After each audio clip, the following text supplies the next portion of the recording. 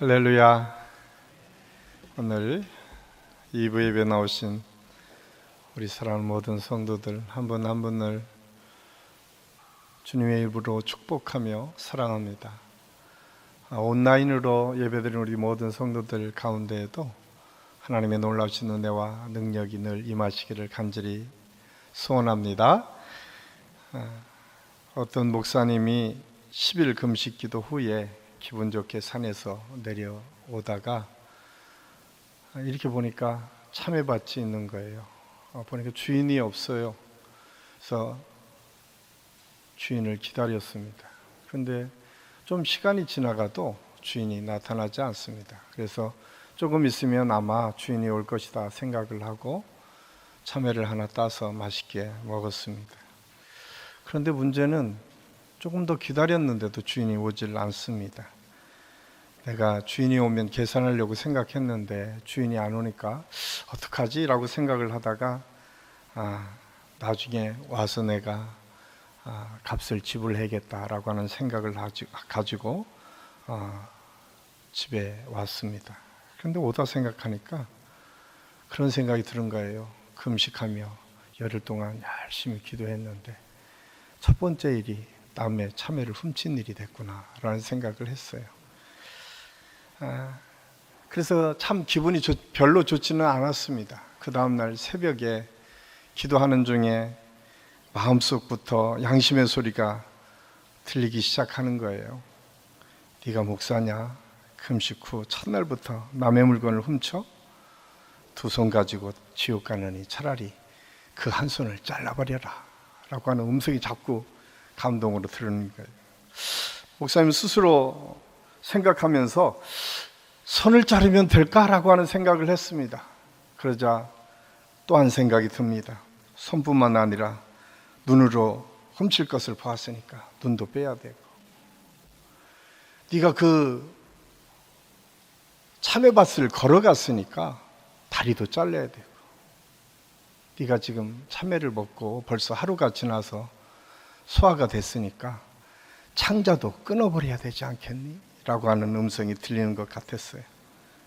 그 양심의 소리에 자신의 몸 어느 것 하나 성한 부분이 없음을 깨달았어요. 내가 죄로 물들었다면 내 몸이라고 하는 것은 살아남을 수 없겠구나 라고 하는 생각을 하였습니다. 그러면서 그 목사님은 그런 생각을 했습니다. 금식 기도는 의와 전혀 상관이 없구나. 결국 목사님은 은혜가 얼마나 소중하고 중요한지를 깨닫게 됩니다. 그러면서 그는 이렇게 고백합니다. 하나님, 금식 기도를 통해 깨달은 것보다 참외를 훔쳐먹고 깨달은 것이 더 많습니다. 제가 항상 하나님의 은혜를 앞세우며 살도록 인도해 주옵소서.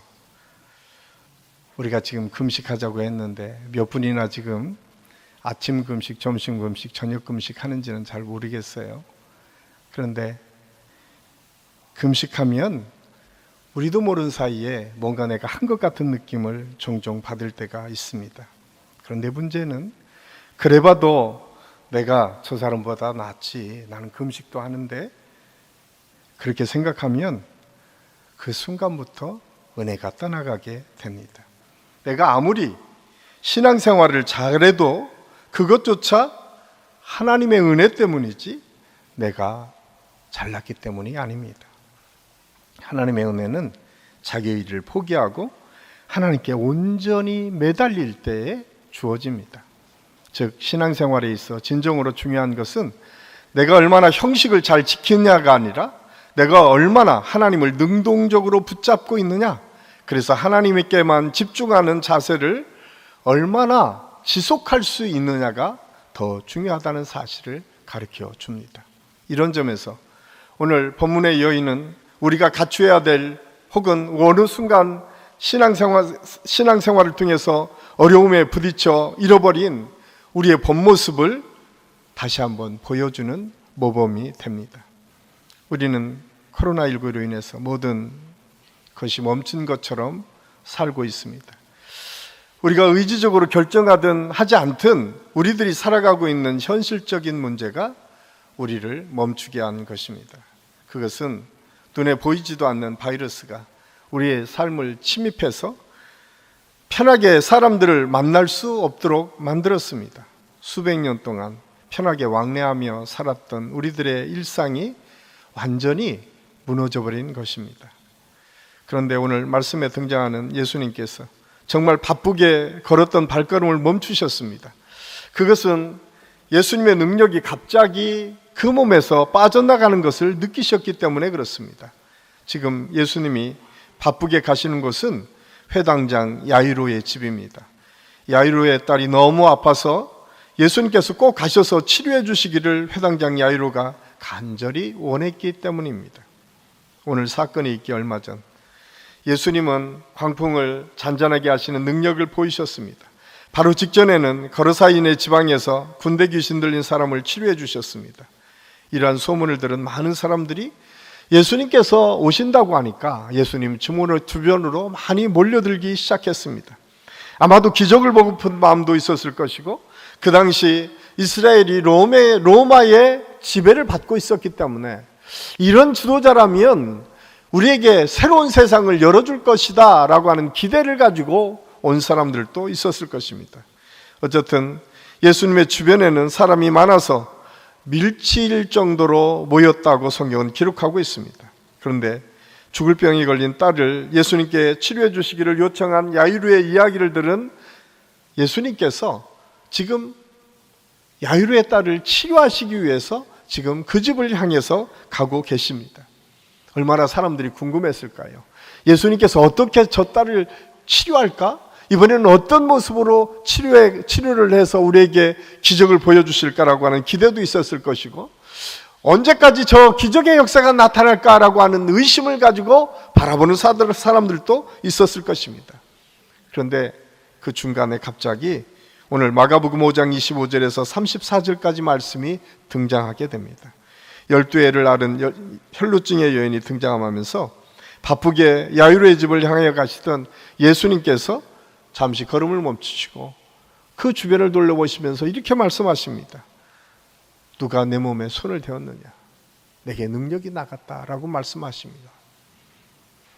성경은 예수님의 공생의 초기의 사역을 아주 중요한 치유 사역으로 소개하고 있습니다.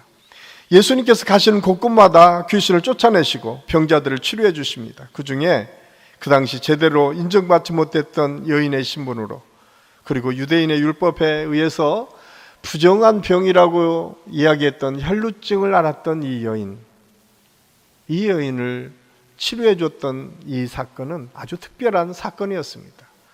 예수님께서 직접 찾아가 주셔서 치료한 것도 아니고, 오늘 말씀을 보면 이 여인이 주체적으로 나와서 예수님의 옷자락을 믿음으로 만지면서 치유됐던 이 기적의 사건이 오늘 본문의 내용입니다. 이 여인은 어떤 믿음을 가졌기에 이런 기적을 경험할 수 있었을까요? 이 여인의 믿음은 어떤 믿음이었기에 바쁘게 가시던 예수님을 멈출 정도로 강력한 능력의 역사를 경험할 수 있었을까요? 가장 먼저 여인은 좋은 소문을 듣고 판단하는 능력이 있었습니다. 27절은 아주 간단하게 예수의 소문을 듣고 라고 기록하고 있습니다. 그러나 그 당시 예수님의 이야기는 아마도 갈릴리 전 지역에 많이 알려져 있었던 것 같습니다. 예수님을 따랐던 사람들, 그런데 그 사람들의 생각은 모두가 달랐습니다.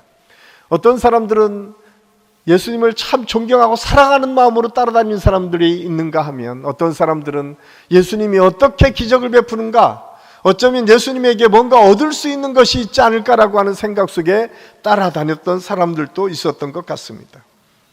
그래서 대부분 사람들은 구경꾼처럼 예수님을 따라다녔습니다.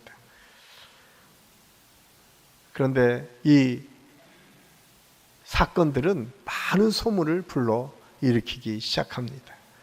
원래 소문은 좋은 소문보다 나쁜 소문이 많이 있습니다. 그리고 다분히 자극적인 내용이 있어서 잘못된 소문으로 어려움을 경험한 사람들이 많이 있을 것입니다. 그런데 많은 사람들이 그런 생각을 하죠. 속담에 아니 땐 굴뚝에 연기 날까? 분명히 어떤 일이 있었으니까 저런 소문이 날 거야 라고 하는 생각을 하면서 그 소문들을 기정사실화시키는 경우가 종종 있습니다. 안토니 드 멜로 신부가 쓴 입큰 개구리의 하품에 나온 이야기입니다. 1946년 여름, 기근이 돌 거라는 소문이 남아프리카 대륙에 휩쓸었습니다. 사실 곡식들은 잘 자라고 있었고 날씨도 추수하기에 정말 좋은 기후였습니다. 그런데 소문을 듣고 놀란 2만 명이나 되는 소장님들이 농토를 버리고 도시로 도망가 버립니다. 결과적으로 농사를 망치게 되었고 수천 명의 사람들이 기아에 시달리게 되었습니다. 기근이 든다는 소문이 사실이 되고 만 것입니다.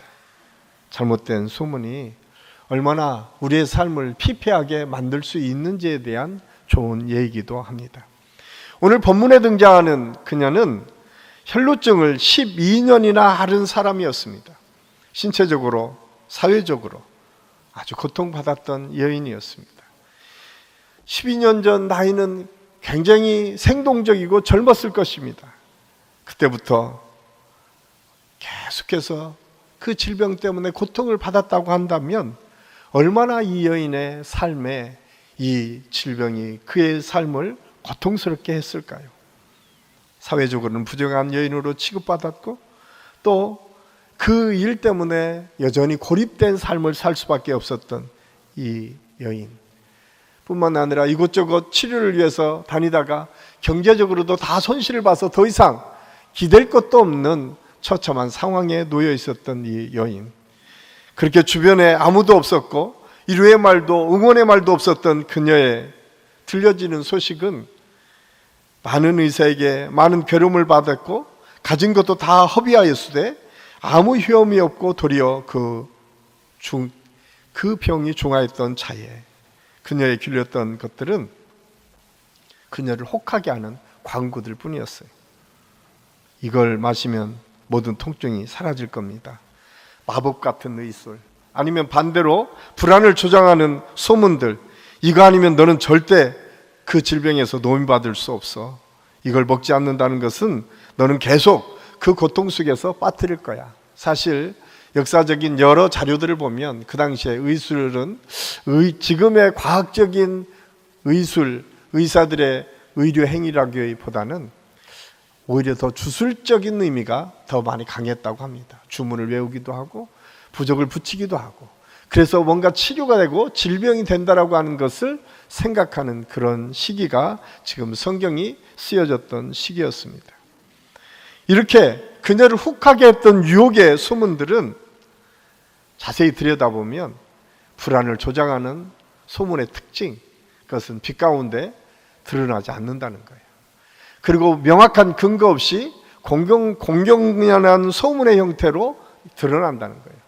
뭐뭐라더라, 뭐뭐란 걸 내가 들었어, 뭐뭐 카더라라고 하는 소문이 우리의 삶을 아주 불편하게 만들 때가 참 많이 있습니다.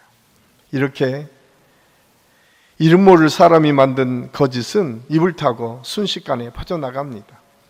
그리고 어떤 것도 의지할 수 없던 공동체도 없고 나약해질 수밖에 없었던 이 여인을 혹하게 하였고 12년 동안 더 어려움 속에 빠뜨리고 이런 의사 저런 의사를 쫓아다니도록 하였습니다.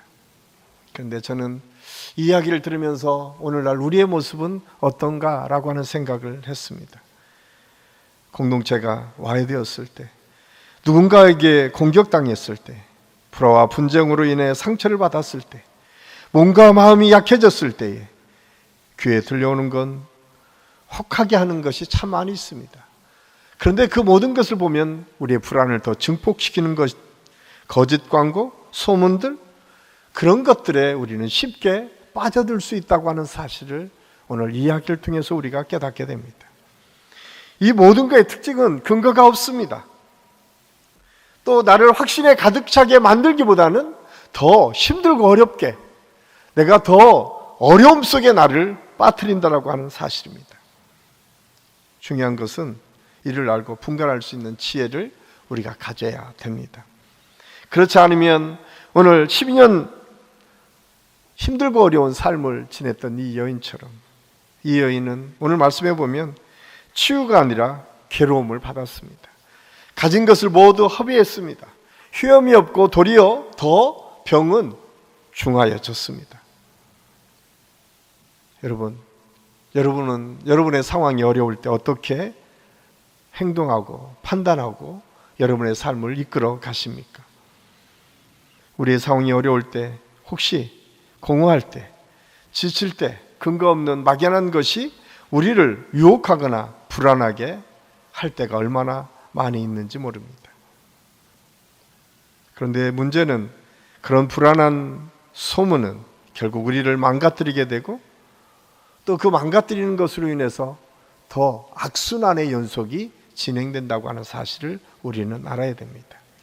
그 당시 예수님의 소문도 아마 다양했을 것입니다. 갑자기 나타나 하나님의 나라를 선포하고 기적을 일으키시는 목수의 아들 청년 예수를 메시아로 생각하는 사람들은 많지 않았습니다.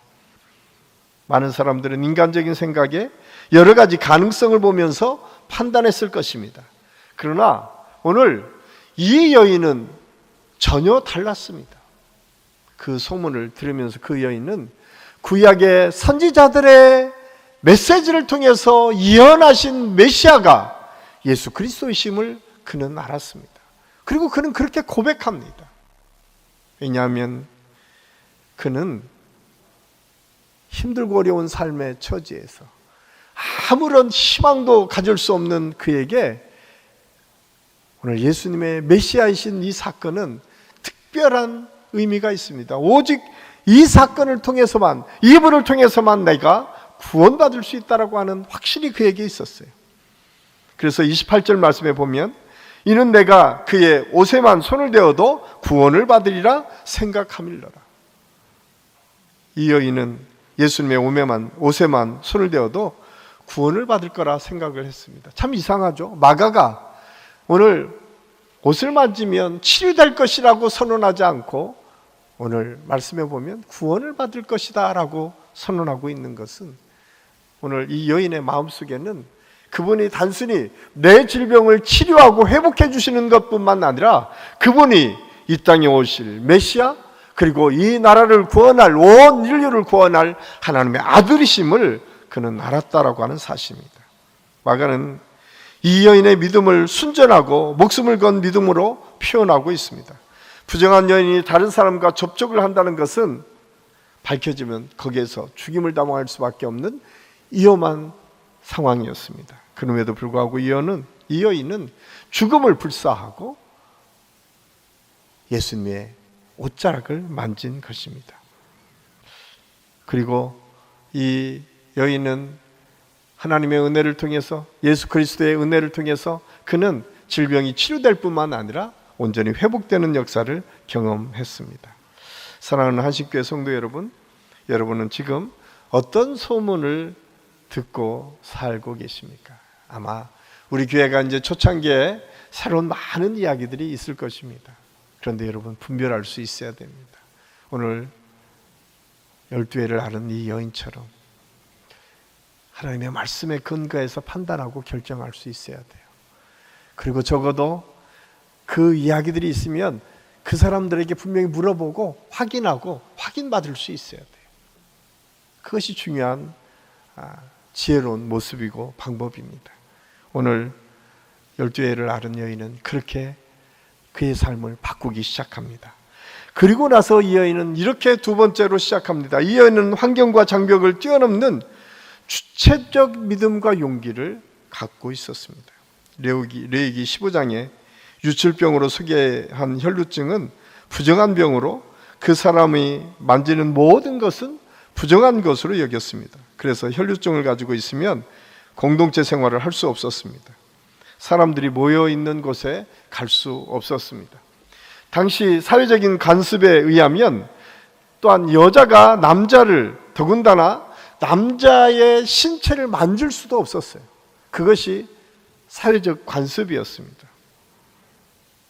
그렇다면 이 여인이 예수님의 옷자락을 만졌다라고 하는 것은 대단한 용기가 아니면 도저히 있을 수 없는 일이었습니다.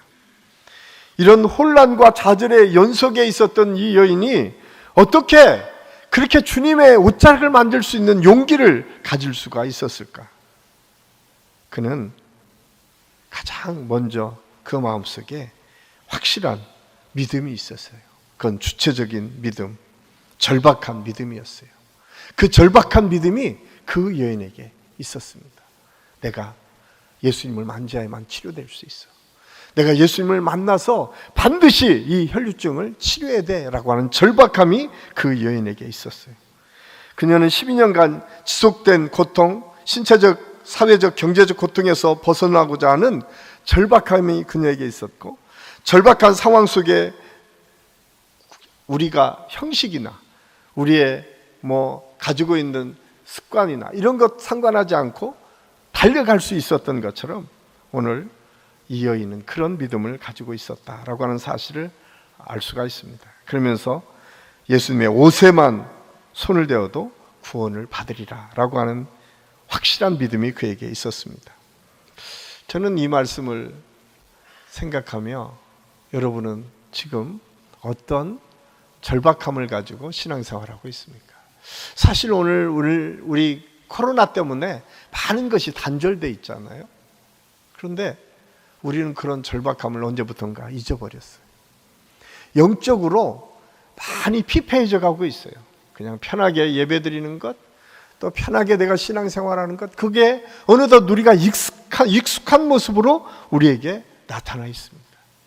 그런데 우리는 그것을 잘 캐치하지도 못해요. 잘 깨닫지도 못해요.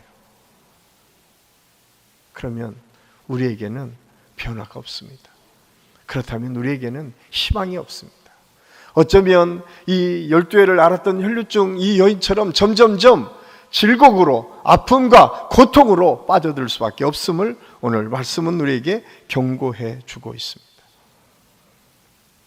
오늘 주체적으로 자기의 믿음을 가지고 절박한 심정으로 예수님 앞에 나갔던 이 여인처럼 우리 모든 성도들이 다시 한번 이번 사순절 기간에 이 믿음을 회복할 수 있기를 예수님의 이름으로 간절히 축원합니다.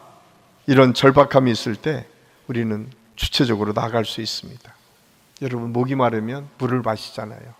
목마른 사슴이 시냇물을 찾아 뛰어가는 것처럼 여러분, 시냇물 안에는 언제나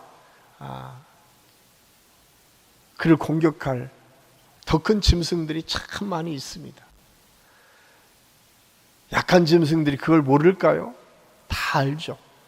그런데 그 약한 짐승들은 그 갈증을 해소하기 위해서 그 위험을 무릅쓰고 살피며 물을 마시기 위해서 그 냇물을 찾아서 갑니다. 우리에게 그런 갈급함이 있는가? 우리는 조금만 내가 힘들고 어려우면, 내가 조금만 더 위험하다고 생각하는 그 순간 우리는 한 발짝도 나가지 못하는 믿음 속에 우리가 갇혀 있고 있지는 않은가? 오늘 이 혈류증을 앓았던 이 여인은 또한 절박함을 통해서 다시 용기를 갖는 믿음을 가졌어요. 실천으로 옮기는 용기를 가질 수 있어요. 그는 성경에 보니까 무리 가운데 끼어들어 그 옷에 손을 대니, 당시 혈류증 앓는 여인이 만질 수 없었던 그런 상황이 있었지만 그런 용기를 냈어요. 주님을 만지기만 하면 하나님의 놀라운 역사가 이루어질 수 있구나 라고 하는 확신이 그에게 있었어요. 혹시 오늘 이 예배를 드리는 우리 성도님 가운데 그런 질병 때문에 어려움 당하는 분이 있습니까? 아니면 여러분의 문제 때문에 힘들어하는 분이 계십니까? 오늘 12회를 앓았던 이 여인의 믿음과 용기를 다시 한번 여러분도 가질 수 있기를 간절히 소원합니다. 우리가 하나님의 은혜를 구하고 하나님께서 주실 그 은혜를 붙잡고 나아갈 때에 하나님의 역사는 반드시 이루어집니다. 신명기 8장 1절 2절 말씀 우리 같이 한번 읽겠습니다. 내가 오늘 명하는 모든 명령을 너희는 지켜 행하라. 그리하면 너희가 살고 번성하고 여호와께서 너희의 조상들에게 맹세하신 땅에 들어가서 그것을 차지하리라. 내 하나님 여호와께서 이 40년 동안에 내게 광야길을 걷게 하신 것을 기억하라. 이는 너를 낮추시며 너를 시험하사 내 마음이 어떠한지 그 명령을 지키지 않는지 알려 하심이라. 이스라엘 백성들이 다시 가나안을 앞두고 어려움에 있을 때에 하나님께서 여호수아를 통해서 주신 말씀입니다. 하나님께서 광야의 길을 인도해 주시겠다고 말씀하고 있어요. 그런데 그것이 시험의 길이지만 하나님께서는 반드시 그것을 차지하도록 우리를 이끌어 가시겠다고 말씀하고 있습니다. 오늘 12해를 앓았던 이 여인이 예수님의 옷을 만짐으로 온전히 치료받고 회복되었던 것처럼 저는 이번 사순절 기간에 우리 모든 성도들이 안 좋은 소문보다 긍정적이고 말씀의 건강한 소문을 붙잡고 나아가는 믿음을 소유할 수 있기를 간절히 소원합니다. 그리고 우리가 주체적으로 움직여야 됩니다. 그리고 용기를 내서 하나님 앞에 나아가야 됩니다. 그럴 때 하나님의 놀라우신 능력은 오늘도 저와 여러분의 삶 속에 이루어질 것이고 그 역사를 통해서 우리 한신교회는 더 든든히 세워지고 우리 한신교회에 있는 모든 성도들의 가정은 더 크게 하나님의 축복으로 풍성해질 줄로 믿습니다. 그런 우리 한신교회 성도들의 가정과 삶이 될 수 있기를 예수님의 이름으로 간절히 축원합니다. 기도하겠습니다. 사랑의 아버지 하나님, 은혜를 감사합니다. 오늘 말씀을 통해서 12해를 앓았던 여인의 믿음에 대해서 함께 생각했습니다. 주님, 우리가 이 환경에 눌려서 또한 잘못된 소문과 잘못된 생각에 빠져서 한 발짝도 나가지 못하는 연약함을 불쌍히 여겨주시고 우리 모든 성도들이 하나님의 뜻 가운데 승리하는 믿음으로 나아갈 수 있도록 인도하여 주시옵소서. 오늘 또 우리와 함께 하신 주님을 찬양하며 예수님의 이름으로 감사드리며 기도하옵나이다. 아멘.